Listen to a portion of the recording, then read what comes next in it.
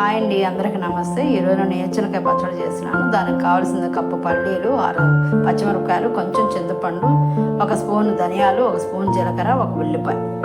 First 2 స్పూన్లు oil వేసి పల్లీలు వేయించుకోవాలి. పల్లీలు వేగాయండి. 1 స్పూన్ ఆయిల్ వేసుకొని ధనియాలు, జీలకర్ర, పచ్చిమిరపకాయలు 2 నిమిషాలు వేయించుకుంటే సరిపోతుంది.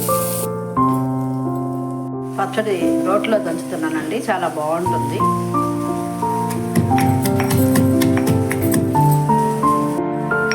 పచ్చిమిరపకాయలు నలిగిపోయాడు, పల్లీలు వేసాను. ఇప్పుడు 1 స్పూన్ సాల్ట్. దీనికి వాటర్ కొంచెమే వేసుకోవాలండి, గట్టిగానే ఉండాలి చట్నీ. లాస్ట్లో ఉల్లిపాయ వేసుకొని దంచుకోవాలి.